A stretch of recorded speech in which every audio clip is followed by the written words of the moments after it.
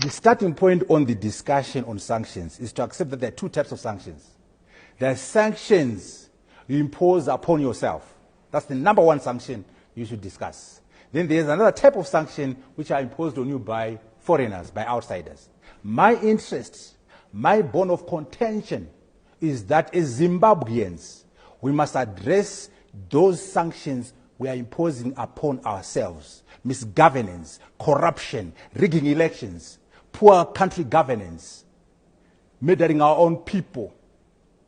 Those are sanctions we are imposing upon ourselves. So I'm not even interested in discussing the number two type of sanction, because we as Zimbabweans are not solving the sanctions we are imposing upon ourselves. Shame on us.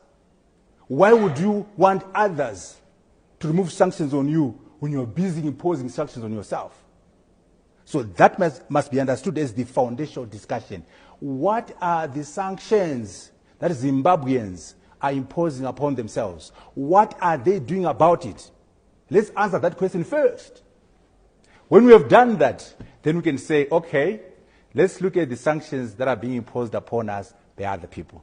I have never defended the imposition of sanctions on my country. When I was a political leader in Zimbabwe, when I was Deputy Prime Minister, I was very clear that sanctions by external players undermine the prosperity and the progress of the country. But I'm not even prepared to have that discussion about the sanctions from America, about the sanctions from Europe, because I'm busy as a Zimbabwean imposing sanctions on myself. So I have no moral authority, no basis to discuss the sanctions imposed by other people. Let us remove the sanctions we are imposing on ourselves. Then we can have a conversation about the sanctions imposed upon us by other people.